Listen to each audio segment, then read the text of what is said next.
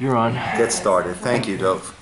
Okay, so Parshat Mishpatim on page 416. Okay, Mishpatim comes from the root Mishpatim. The root is Shin Pei Tet, which is Shafat, Shofet, right? Which is a judge or which is a judgment. The Mishpatim are the logical laws, the laws of a just society that as opposed to a chok, which is a law that we don't understand the reason behind it, Mishpatim are laws that we do understand. And our Parsha is going to get into really the nitty-gritty when it comes, well, soon what we're going to start with, when it comes to damages, when it comes to theft, when it comes to a bondsman, someone who is guarding someone else's property, and all the things that take place. It really gets down into the real nitty-gritty. And structurally, it seems a little bit strange, right?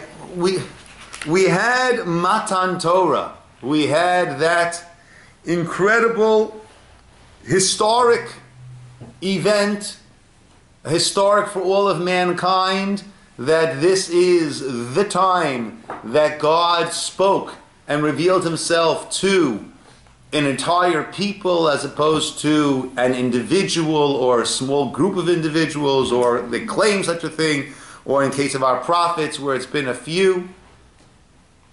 And now we jump right into this long, detailed parsha of these mishpatim, of these laws. Ki tikneh eved ivri, when you acquire a Jewish slave, sheish shanim ya'avod, for 6 years he must work. Uvashvi'it, in the 7th year, yetzei l'chavshi chinam, he will go out for free, he will go out to freedom, chinam, right? At that point, he does not need to pay anything further. What is happening here?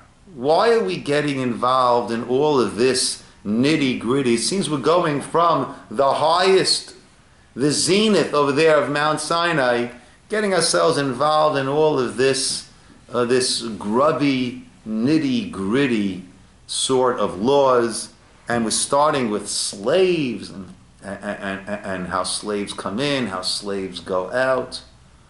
Why is the Torah crashing us down from where we were into this? We're becoming a people, a nation, and civil, and we need laws to live, and they were in slavery, and now they, how everyone has to behave to everyone. Okay, so we're starting a society, right? And therefore we need to have the structure of that society. Nice. Any other ideas out there? But most of these people who were in the desert were going to die. They weren't going to go to Canaan. Correct. So only they didn't know that yet. Yeah, I know, but the next generation actually would have to live by these rules and regulations. Okay, so you want to say, listen, they were all uplifted, right? But we need something for the future generations, right? To give us the parameters. Here's something that looks very, very logical, like that's obvious, yet it's coming from a high source. Okay, then we need to realize that even these laws are ve'ele ha-mishpatim, and these are the mishpatim. What's the and? Connecting this to the Sinai, right, to Mount Sinai, that even these are all given, from Hashem. Good. I'd like to take it perhaps a step further.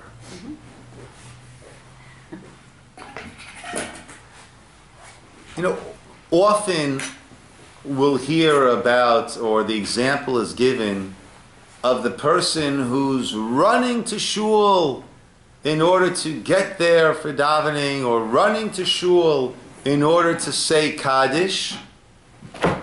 And in order to get there on time, he knocks over 4 people along the way.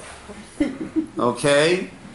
And often, tragically, and we certainly see it in the wider world today, that when people feel that this is a religious directive, that this is a holy mission, then everything else goes to heck along the way. Right? And sometimes it can be used, my religion and my religious beliefs can be used to justify the most horrific of things. It seems to me the Torah is letting us know right away. You've had this lofty experience. We have Mount Sinai, the heavens opened up, you saw, you heard. The pasuk says that they saw the words. They saw the words. What does that mean? Right? How can you see the words? How do you see words? Ra'u, we say. They saw the words. But we understand that when you see something, that is a greater recognition and understanding than that which you hear. Right? In other words, when there is a conflict between that which you see and that which you hear, you go along with that which you see. The example I always like to give, right? If someone sounds, right? You hear someone talking outside, right? Right? And it sounds like Beth, right? And instead, right? It sounded like Bev, but instead Monica walks in. So what do you say? You say, Monica, you sounded just like Bev. You don't say, Bev, you look just like Monica. Right? Right? What we see overrides that which we hear. Okay? So we saw the Dibrot means there was this absolute clarity that this is Anochi Hashem Elokecha. This is Hashem, your God, who took you out of Mitzrayim. We were on such a high level that we need to know that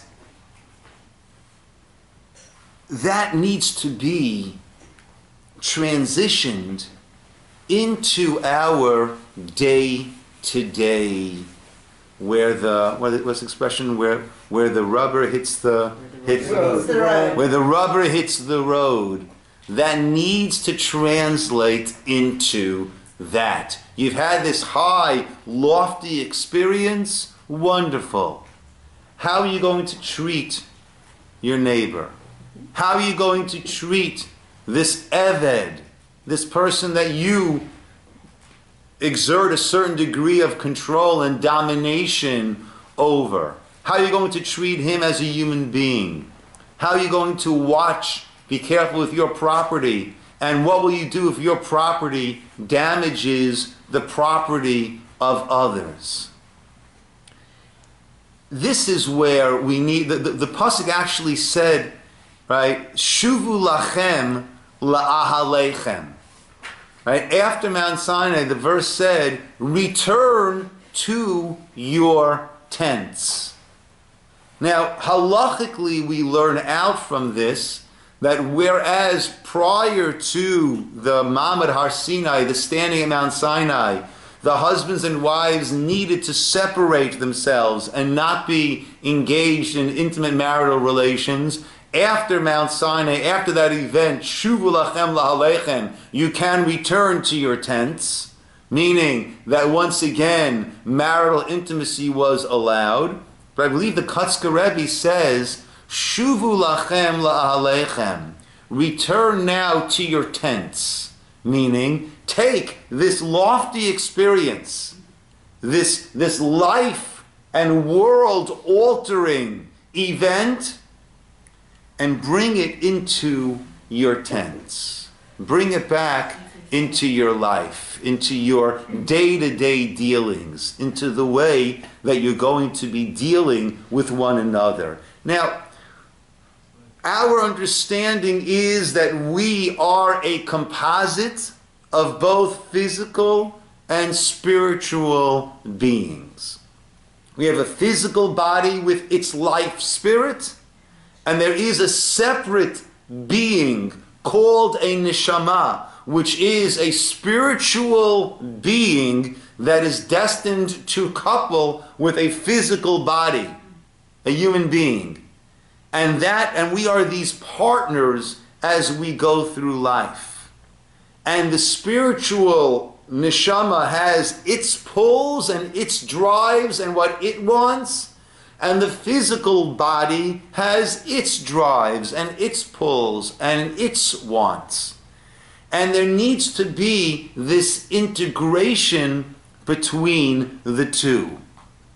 And we need to literally to sanctify the blessing that we make whenever we do a mitzvah. Well, I shouldn't say whenever we do it. Not every mitzvah has a bracha. But the mitzvot that involve actions, the blessing that we make is Asher Kiddishanu b'mitzvotav. What is Kiddishanu b'mitzvotav? He has sanctified us, that we, the body, there is what's called Kedushat Haguf. There is a sanctification of the body. That is what the mitzvot are meant to do. They are meant to change us. And that's only through the actions that we do. I just had this conversation. I have a group that comes to my house who are involved in conversion. So, Shabbos. Shabbos, we understand. Shabbos is our testimony, our belief that there is a creator and there was a creation of this world. And that's why every seventh day we go through that idea of Shabbos. But it's not enough for us to, I believe that there's a creator. I believe the world was created by this creator. It's not enough to believe it in our mind. We need to demonstrate that belief. We need to do that belief. How do we do that belief? We do that belief by abstaining from creation activities on the seventh day, right? It's not simply resting. It'll be a lot more restful for me to drive to shul instead of walking. Right? It's not a matter of resting. It's not all that much exertion to turn on a light switch. That's not much work. Right? Mordechai Becker tells a funny story that he was at a hotel which didn't have a Shabbos elevator, whatever the case was, and it was Shabbos, and he was on the 13th or 14th floor. So he's walking up, trudging up the steps, getting a little bit winded. And he's almost there, and he passes by. Now, in a hotel like this, who uses the steps? Staff uses the steps. Right? So as he's trudging up, a number of staff members are coming down the steps, and they look at him quizzically, like, why? The guy, he's out of breath. He's getting a little bit perspired, right? And they're like, why are you on the steps? And he explains, oh, it's my day of rest. Right? Right? The rest is not rest. The rest is desisting from creative activities, acts of creation. Because in order for it to change us, we must be involved. We have to be hands-on. That is how we become changed. That is how Asher Kiddishanu b'mitzvotav. The same way in sports, there's a certain degree of muscle memory. And you see, even the best tennis players, after they miss a shot, what do? They go through the motions. You have to teach the body. You have to train the body, and then you get changed along the way. So ve'ela ha-mishpatim, these are the mishpatim, these are the judgments, asher tasim, that need to be placed before us, and this is what will change us. This is what will make us a goy kadosh, a holy nation. By our being involved, taking these laws in our day-to-day dealings. V'shuvu lachem la'alechem, return to your tents. That is what will make us into this goy kadosh, into a holy nation. So yes, right after Sinai, exactly then is when we need to know we're not on this pedestal. Take that and integrate that into yourself and into all of your dealings. Rabbi, is tense meaning back to family and your extended family? Correct. Right. To all your dealings, to your life. That is correct. Why would it start specifically with the laws of an Eved Ivri, of a Jewish slave? Why start right away with slave? And how does it work by slave? 6 years he'll work, and the 7th then he goes out free. And if he decides he wants to stay on, right, he has the possibility of staying on until when? The Jubilee year. Until the Jubilee year, right, which is 7 cycles of 7 years, and then he goes free. Why start with the Jewish slave? Why would this be the first of the Mishpatim with which we begin? We were slaves in Egypt. I'm sorry? We were slaves in Okay, Egypt. good. Very fundamentally, right? When you're dealing with others, take your experiences. Take your experiences, what you yourself were subjected to. And I always like to say, in a given situation, I don't do it too well, but what I always say, what we should try to do is don't deal with others the way that we think they would want to be treated. Deal with others the way that you would want to be treated if the roles were reversed. But that's difficult sometimes. It's very difficult. It's very difficult. But if we keep that in mind, then hopefully we could actually get there, or be a work in progress, as we all are, towards getting there. One has to remind yourself. Yes. Very often. Yes. Very often. It's very easy when you have somebody inferior to you, and you have the power to kind of lose control and treat those inferior people Good. harshly. Good. So when you have the laws on somebody who's really low, then it Good. brings up Good. everything. Good. So we're starting with Eved because we ourselves were slaves, so we have that experience, we know what it's like, and therefore there is an extra sensitivity that really is demanded from us. Okay? It's a situation where you are dominating, or you could be dominating, and power tends to lead towards abuse, and therefore we can't abuse those powers. It's also interesting. So again, I mentioned Shabbos before, and when it comes to the slave, he works for 6 years, and then the 7th year he goes free. And if he wants to stay on, he comes a nirtza, that there's a whole process he goes through. He stays on until the Jubilee year, which is again at the end of 7 years. What might be a correlation between Shabbos and the Eved Ivri.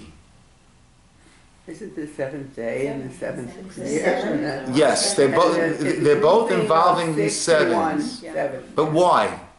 Why? Because What would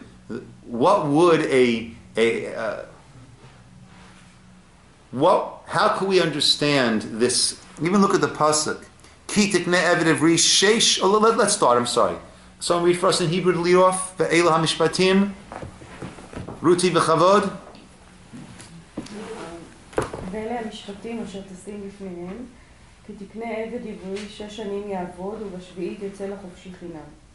אם בגפו יבוא, בגפו יצא, אם בעל אישה הוא, ויצאה אשתו עמו. Could someone take the first three in English, please? And these are? And these are the ordinances that you shall place before you. If you buy a Jewish bondsman, he shall work for 6 years, and in the 7th he shall go free for no charge. If he shall arrive by himself, he shall leave by himself. If he is the husband of a woman, his wife shall leave with him. And right away, the commentators, the Gemara, the Talmud explains, his wife is not taken in as a slave, right? But he, the owner, has to also be fending for and taking care of this person's wife, right? And children, right? Presumably the wife will get a job working for him. It's hard to imagine that he's going to support her and she'll do nothing. So whatever work that she can do, she will do for him, right? And therefore, at the end of the tenure of the slavery, so when he goes out, she will also, so to speak, go out. Not from slavery, but from that household that she was also employed and she was also being taken care of. So these terms here, 6 years they will work, and the 7th you will go out free. So what line can we draw comparing Shabbos and these laws of slavery? Well, Shabbos is your day of rest, so they working for 6 years instead of 6 days. The 7th is their year of rest. Okay, so it's a matter of resting, okay? But let's take it freedom.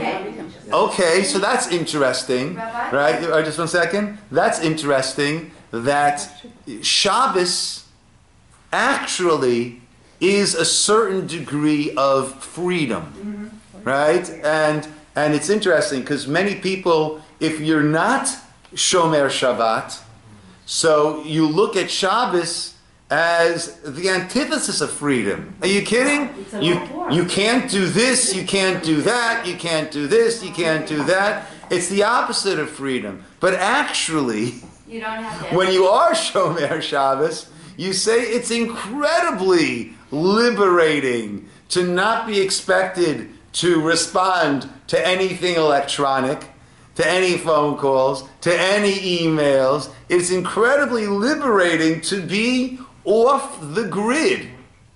Off the grid. I mentioned, Natalie and I, it took about 30 something years, but we had a honeymoon, right?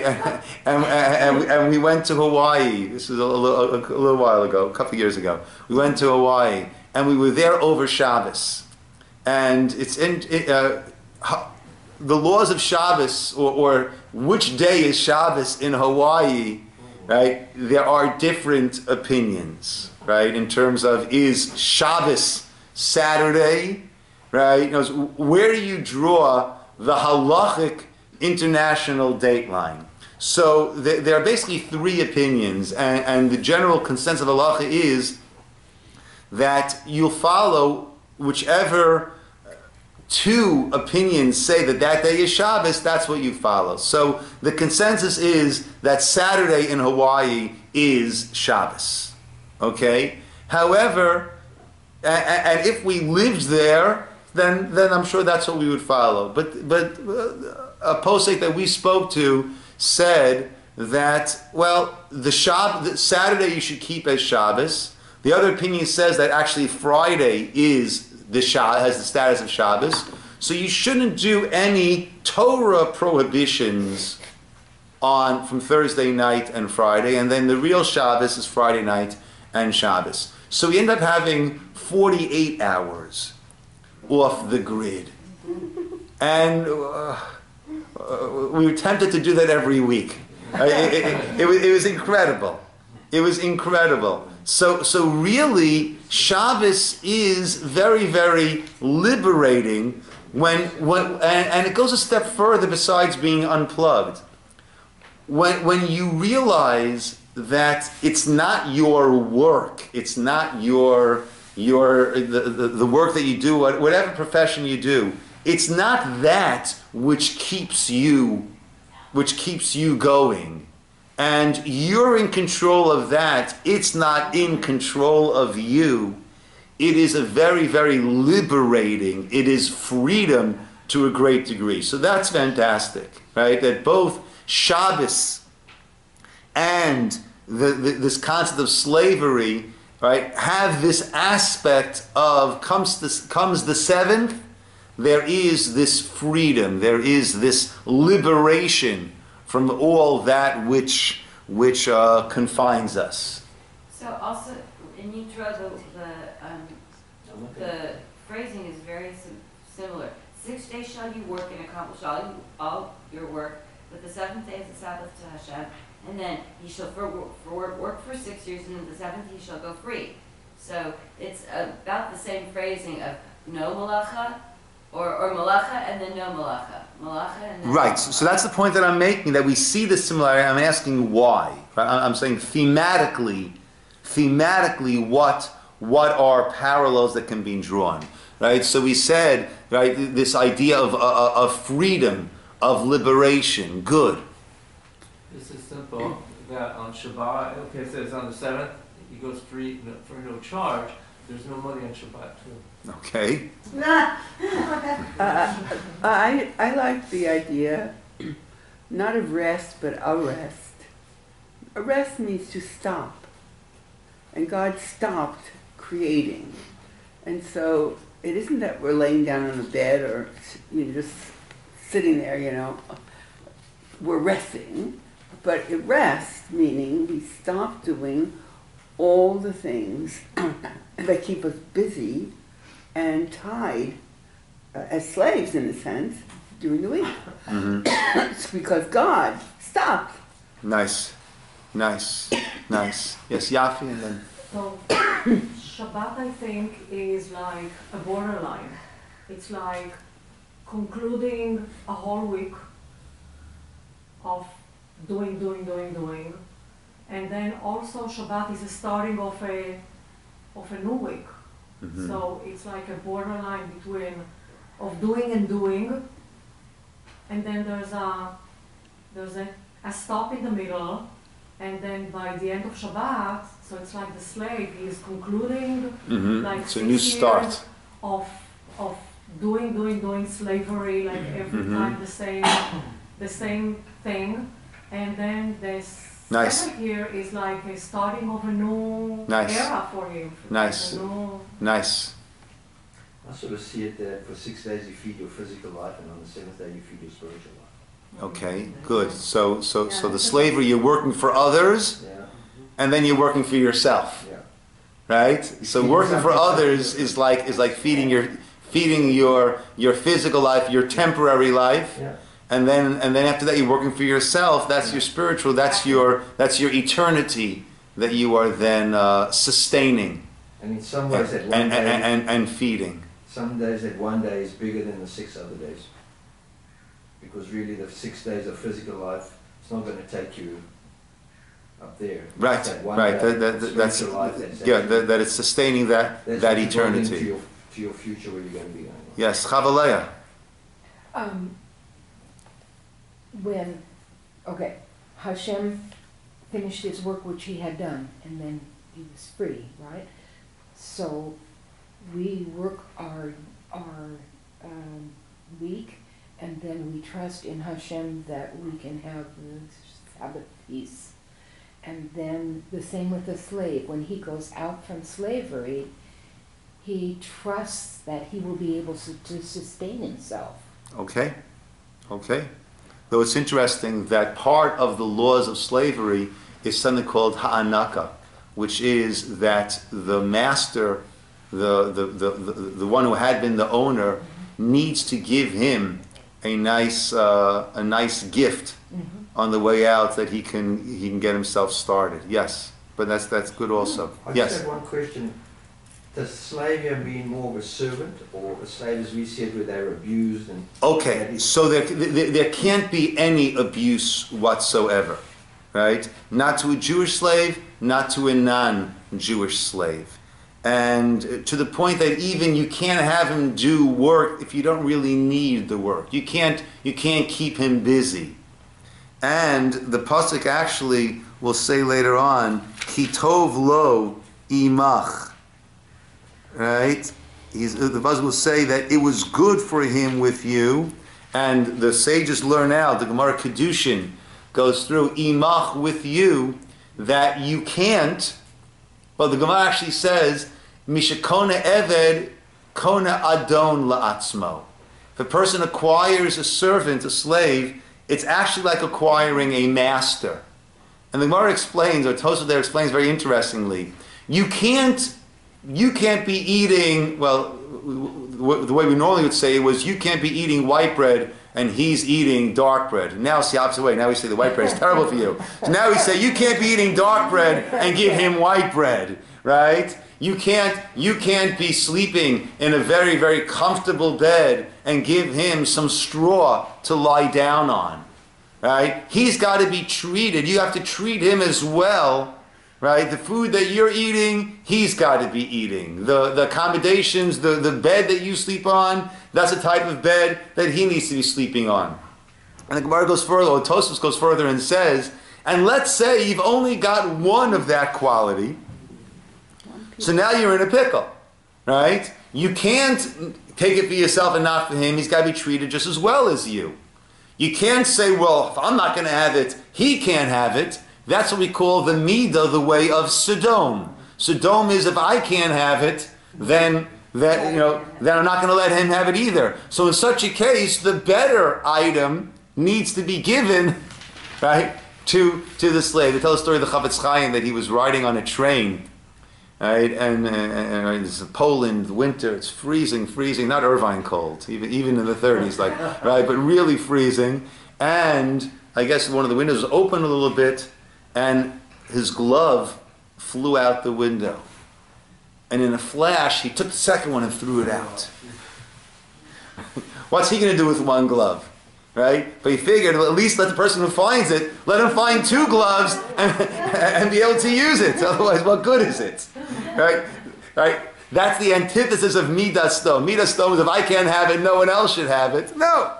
Right? If I can't have it, then let someone else enjoy it. Right, yeah. He could have slapped somebody with it, but he's such a... Okay. So clearly, right? This cannot be abusive. If there's any physical harm, then it's like any other case. If there's physical harm that's caused to somebody, there are 5 different forms of payment that need to be given. There's the nezek, the damage. There's the tsar, the pain. There's the boshet. There's the humiliation. There's the ripoy. There is the medical bills, and there is the sheves. There's the workman's compensation. The Torah gives us these 5 different categories of payment to tally what is the full amount that needs to be paid, and that would also apply by the Eved. So certainly there is no abuse over here. Now, so far we've been discussing how the mitzvot are supposed to affect us. The Nesivos Shalom brings a Zohar that says, Ve'elah ha-mishpatim, these are the mishpatim. The Zohar says this is the foundation of Gilgul. Now, Gilgul is the concept of reincarnation. We believe in reincarnation, not a continuous loop. Like I believe the Dalai Lama, there's a continuous loop. We view that we are sent down to this physical world in order to refine ourselves, refine those around us, become godly through the Torah and its instructions, and thereby connect to God in an eternal way after we leave this physical world, at least as it is now. Now, along the way, there might be a need for a return appearance, right? That is Gilgal. So the Zohar says that this is the essence of Gilgal. And the Nesiv Shalom explains in a very interesting way. He brings a story, I think from the Baal Shem Tov, of someone who came before the Baal Shem Tov with the following issue, the following dilemma. He said, I understand, as the Gemara says, that a Beit Din, a proper Beit Din, a proper Jewish court, God is involved in that court. Elokim nitzav v'adat el. The judge actually called Elohim, they called the power bearers. I just had a court case. And the Beit Din ruled that I owe this person money. And I know that I don't. I know that I don't owe this person the money. The Beit Din ruled, the person claimed that I borrowed the money, whatever the case was, I didn't. So, how do I resolve these two truths? I accept that what the Beit Din says is true, and at the same time, I know that the truth is that I didn't borrow the money. I didn't do the damage. Whatever the case is, I don't owe this person the money. And it's not that I disagree with their conclusion. The facts that were presented were erroneous. They were false. They ruled based on those false facts. How do I understand, how do I resolve these two truths? How could it be true that I owe the money? And how could it be true that I don't owe the money? And the answer that was given is a fascinating answer. That shows that just like we use these mishpatim, these laws, to try to become godly, God also uses the mishpatim to make sure that everything on this earth is settled. And he explained to him, based on this concept of Gilgal, that it's true that you don't owe him the money, and it's true that you do owe him the money.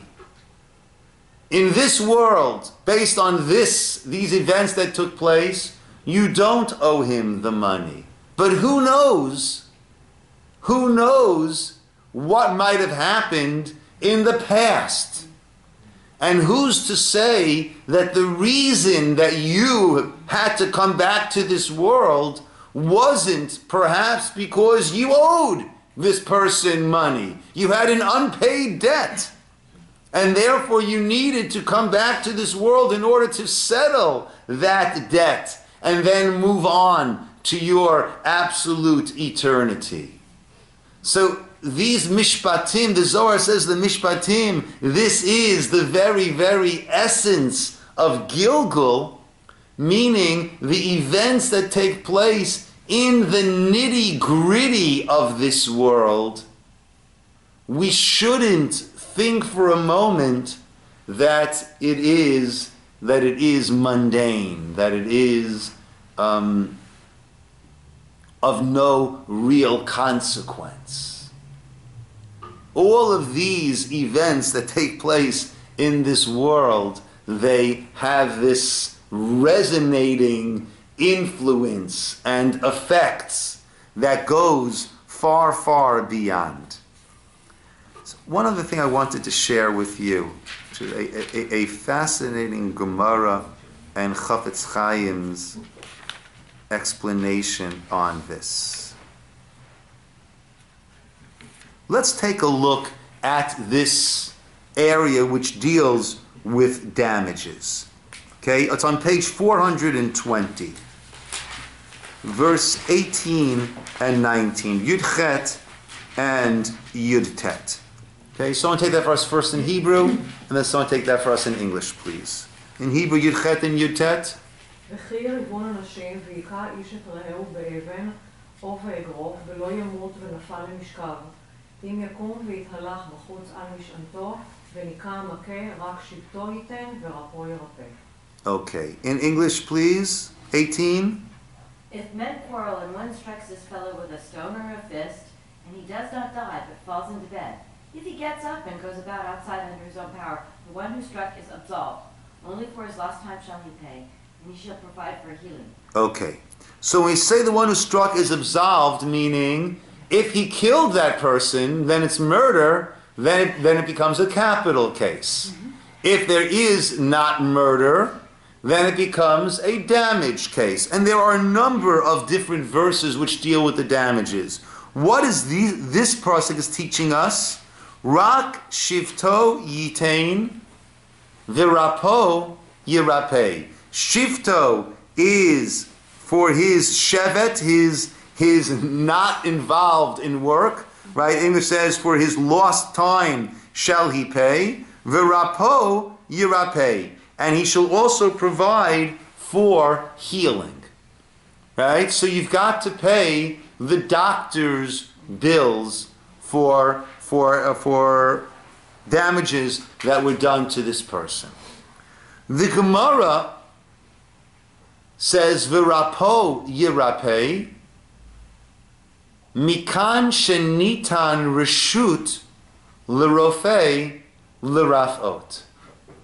From here we see that a doctor has permission to heal, to practice medicine.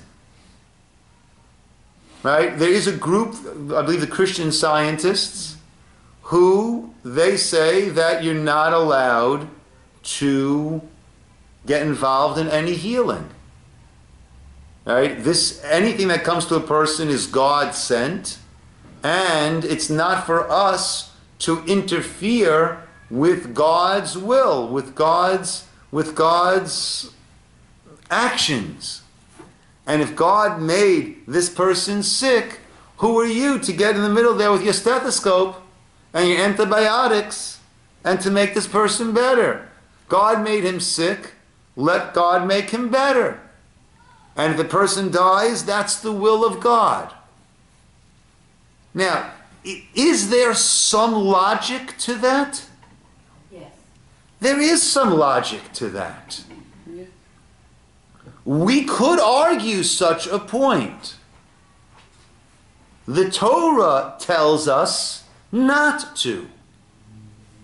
The Torah tells us, V'rapo yirapei. Heal him, you shall heal him. So therefore we see that we are allowed to go to doctors, and we should. And we should go to doctors. We need to make all of the efforts that we can. Now, does that mean that we're cutting God out of the equation? No. Not at all. Right? But our understanding is that God wants us to make and take all of these efforts that can be made, but to understand that ultimately, the success or non-success is coming from God. Who was I just speaking to? Just speaking to, told me that they went to a religious doctor, and before this doctor performed the procedure or whatever the doctor did, he suggested that they pray together that Yihi Ratzon Shetehei Esek Zu L'Refua. Let it be the will of God that this Asek, this dealing we're going to now do, should be for a refuah, should bring about a proper healing. I just talked to, I forget who it was and what situation it was. And that's actually brought down, that there's a tefillah, a prayer to say when you're taking medication, let this be helpful. And as we understand that we need to be making our efforts, but ultimately Hashem is the Rofei Kol Basar. God is the one who heals all flesh. Actually, the blessing that we make, that we say after using the restroom, the Asher Yatzar, is Rofei Kol Basar Mafli La'asot. Right? He is the healer of all flesh and is wondrous in that which he does. A person would think for a moment, right, what would I pay a doctor in order to allow me to be continent, as the term is, in order to be able to rid my body of its wastes on my own without needing to go for dialysis, without needing to go for any such things. Right? We would pay almost anything that we have, we would give for that. So Hashem is the Rofei Kol Basar. We appreciate that in the blessing, the Asher Yatzah that we make. So Rashi there in the Gemara explains that we might have thought, like in fact the Christian scientists say, we might have thought, hu mache, hu maseh. God hit the person, let God heal the person. That is an approach that we might have argued, we might have held of. And therefore the Torah says, V'rapo yirapeh, no. The doctors can, and I'll say even should, get involved and do everything that they can do. But otherwise, what would I have said? God hit, let God make better. Now, what's the problem with applying that principle to these verses? The Chafetz Chaim asks. There's a problem. There's a difficulty in applying that principle to these verses.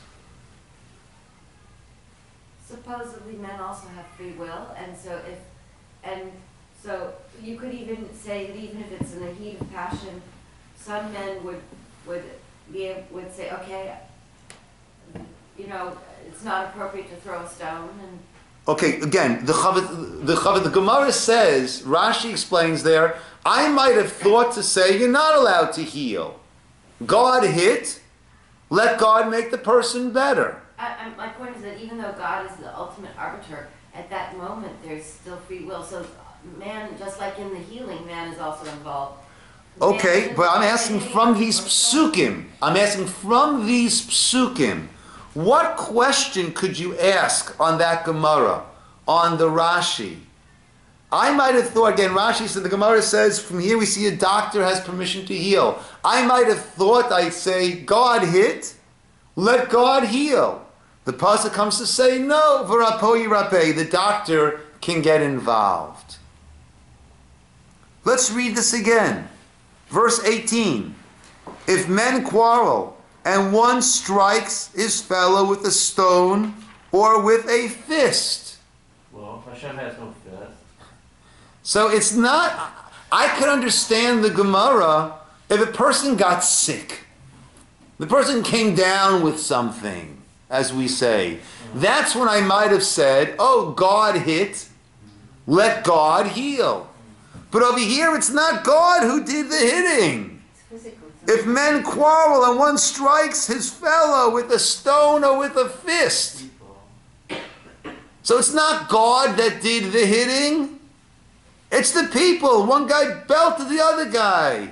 He hit him with his fist, hit him with a stone. The guy's hurting now. How can the Gemara say over here that I would have thought, had the pasuk not said, v'rapo yirapeh, that the doctor has permission to heal, I would have said God hit him, let God heal him. How could I possibly apply the concept that God hit him, let God heal him, in a case where men quarrel and the guy hit him with his fist or with a stone? How could I possibly have thought to apply the principle, let God hit him, let God heal him, when God didn't hit him? That Meshugana, that crazy guy hit him. The guy who lost his cool hit him. How could I have applied that principle over here? On the other side, God allowed the Okay.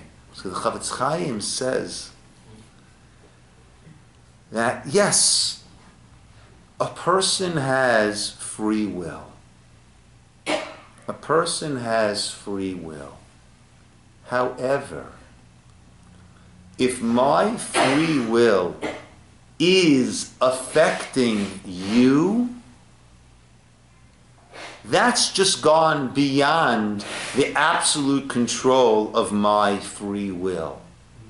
At that point, if it happened, then there had to have been some divine agreement that this happened. Not that that absolves the perpetrator. He can't say, I'm doing God's will, I'm an agent of God. No, that becomes son of Sam. That becomes, the serial killer. That's not what we're saying. He will be held fully responsible for his using his free will. However, I once heard it put, my free will stops at your nose. Okay? That's where, if it's just my free will, then it would not be able to cause you any harm, any need, any doctor needs over here. And therefore, if it does happen, then we understand that there is min hashamayim for whatever reason. And therefore we could apply the principle of hu mache v'hu maseh. God is the one who hit, even though it might have come via the fist or the stone of someone else. Hu maseh.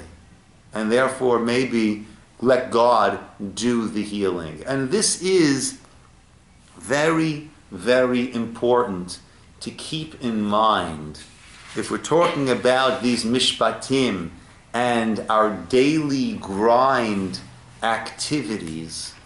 So very often we get very bogged down in this person did this to me, that person did that, this person said this person said that, this person didn't do this person didn't do that. And we have to keep in mind that that person will need to, there's between them and God. And that person will need to work that through. But in terms of me, it's not this person did that to me. We can't get bogged down in the messengers all the time. And we need to try to keep our clarity that this is God's world, God's running this world. Sometimes things that happen might be because even something as distant as a previous Gilgul, as the Zohar said, right? We don't know. But don't become fixated, overly fixated on the person, on what this person did or didn't do. But recognize that hu mache, hu masi, recognize that God is involved in the world. We need to make all of our efforts, medical, whatever it might be, financial. We need to go to work, we need to go to the doctors, we need to take care of ourselves, we need to eat healthy, on and on and on and on. But ultimately realize that it's not what this person does, that this is God's world, that God is orchestrating, and that God is controlling. And we have our free will, they have their free will, but it all stops at a certain point. But to recognize the world that we are living in, and perhaps to come back to how we started, that is, to a certain degree, the Shabbos connection that we have with the Eved Ivri and with all that follows. To understand there's a creator and there's a creator that has stayed actively engaged and involved in the world, and that needs to influence all of our dealings with others and the way that we react to, the way that we interpret, and the way that we react to others' actions to us. It all must be with this recognition of Anochi Hashem Elokecha, of the Aseret HaDibrot, I am Hashem your God, the Creator, and Asher Hotziticha, that took you out of Egypt, the Creator, and the one that is constantly involved. I was just thinking that there's something very loving about that. Very what? Loving about that, because God does something and we need to respond. Yeah. If we don't respond, then he's a dictator. He just does things. So the fact that he has this in the formula of healing, supposedly, for us to respond, and usually the response should be that Hashem brought it on, and I do what I do, I can do what I do, but it's from God. But it's some sort of response on our part. It seems like it's a very loving way of doing things, rather than he just says, you're sick, you're sick, you're sick. What does that mean? You know, you respond. Yeah. You know? Yeah. We see. Yeah. Yeah. Rabbi, ruining the party again. We talked about it before, but unfortunately I don't remember your comments about it. If this is the Mishpatim and this is our laws of, towards slave and not abusing them, there's this thing that if he comes with a wife and children, he goes out with her. If his wife was given by his master, then he's going out just by himself. And if she has children. So how is this sending him free to start again, leaving his family behind? Well, he has a choice of staying behind too. That's what it says. But he wants to be free. Well, then if he loves his Well, wife and children... actually, just one second. A person, okay, so this Shivcha Kanaanit, right, that he can be somewhat married to, right, during the duration of these 6 years, right, that's only if he doesn't already have. I remember this. No, if he comes and he's married already. Right, then. But Yes, it doesn't say. But it's saying here that if he comes and the master gives him a wife, No, I know. if she gets pregnant, then they have to stay with the master and Correct. he can leave. Correct. I'm trying to remember if an Eved Ivri can only be given a Shivcha Kanaanit if he has a wife already, or only if he doesn't have a wife already. I think he has a wife because... I think it's only if he has a wife already, and therefore that's not his real... If he has a wife and this is an additional, a second wife? Of course, at least men should have many wives, you know that, Oh, so this is an addition to Right? So therefore this is not his full family. He has a family. Right? And this would be a second sort of wife. But on those days you could marry many women. Correct. And have many wives. Correct. And Correct. so each one is a wife. Okay, but this was If not he wants this to was go free, this was he not wants to this take was not everybody with this him. was not considered a full wife. Now when he goes free, so this wife of his was a Shivcha Kanaan. It was a non-Jewish maidservant. Now when an Eved Kanaani or Shivcha Kanaanit become they do immerse in a mikveh. It's the first step towards conversion, right? It's a step in the process. So this is a woman who's in an intermediate stage. Now, when he's free, if he decides he wants to pay the master, right, to pay the owner, and he'll release them, that's his prerogative. But, But you know, that's a parshanut that she's a shifcha knanit. She can be Jewish. no, Why she is no. She cannot. a shifcha knanit? No. A Jewish girl who is there as a maidservant, right? He does not have the ability to marry you off to anyone, right? Except to himself or his son. That's verse 7. Yeah. Right? It doesn't say that she's a shifcha. It says that she's another. He was given a wife. That everyone agrees that is a So shivcha. she can decide while these 6 years that she wants to convert, and so If he frees her, then she becomes a complete convert. That's the process. Perhaps this is, right.